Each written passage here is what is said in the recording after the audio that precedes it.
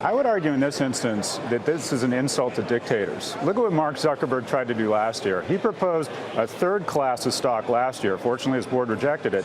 That said, if he sold his entire economic interest in the company, he would still control a community more vast than Christianity, more vast than the population of the southern hemisphere, plus India. We were all freaked out when Castro took over a Caribbean island nation of 11 million people, but now we have a 33-year-old college dropout that oversees a community greater than the southern hemisphere. What could go wrong? And by the way, are you equating Zuckerberg to Castro? I think he's scarier. This is an individual who has control over the content that 2.1 billion people see. And by the way, he cannot be removed from office. We have to endure Trump for 6 years. Putin will be dead in 10 to 20. Zuckerberg could be with us for 70 years. The board of directors there isn't a board, it's an advisory board. The most powerful and, in my view, dangerous person in the world is the Zuck. You know, the viewers are going to say Scott failed to get in at 18. That's what this is all about. Oh, I own the stock. It's a great stock. By the way, all the subterfuge of our democracy, nobody cares. Advertisers not leaving, nor our consumers. But be clear, this is a dangerous situation. And I think that's sort of the key point right there. We've had a number of investors come out and comment on Facebook's share class structure, but I'm not hearing investors say that they're selling the shares right now.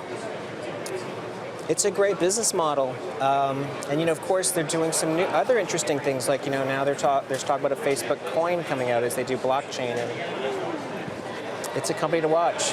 However much power Facebook might have, it's a lot easier to get out of Facebook than it is to get out of Cuba. So you think? But you don't buy that analogy. I think it's a great. But also, I mean, for me, for CalSTRS to be making, Google went public about 15 years ago. Yeah. Facebook 6 years ago.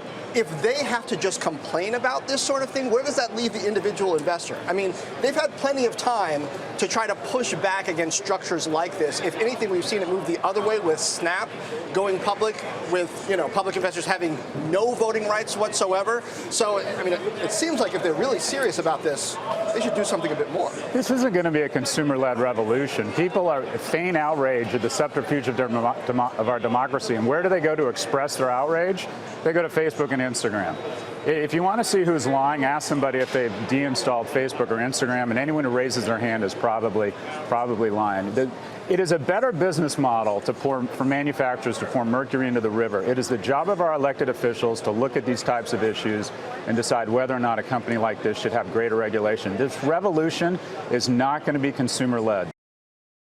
Hey there, thanks for checking out CNBC on YouTube. Be sure to subscribe to stay up to date on all of the day's biggest stories. You can also click on any of the videos around me to watch the latest from CNBC. Thanks for watching.